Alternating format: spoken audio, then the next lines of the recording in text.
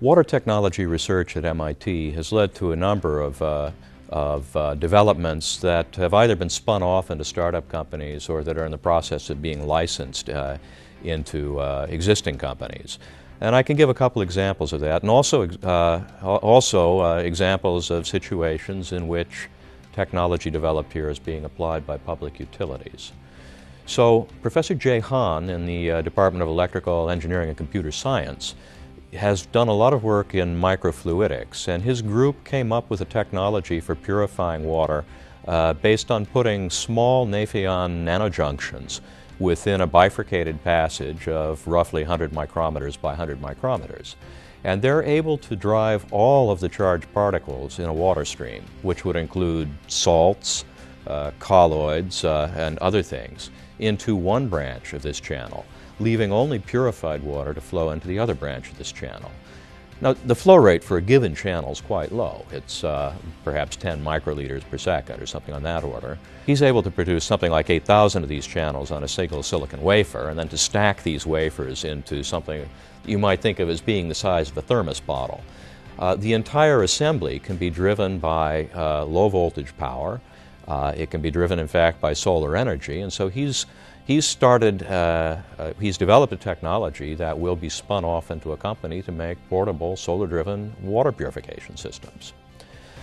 As another example, one of the major problems in the use of membranes, particularly for water purification, is that bacteria can grow on the membrane surface, and this type of biofouling reduces the permeability of the membrane, say to water that you might be trying to extract from seawater.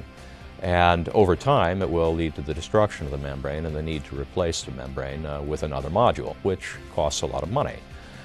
Professor Karen Gleason in the Department of Chemical Engineering has been looking at using initiated chemical vapor deposition techniques to produce very thin layers of zwitterionic materials on the surface of the membrane.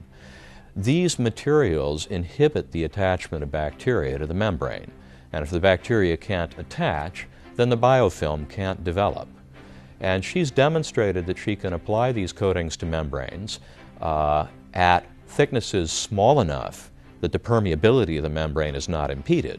And she's also demonstrated that this is sufficient to prevent the bacterial growth on the membrane. So this is technology that she is currently working to license. I can't mention the name of the company to whom it will be licensed, but one of the large membrane manufacturers is very interested in the potential outcome of that work. As another example, public utilities are often the ones that do water distribution.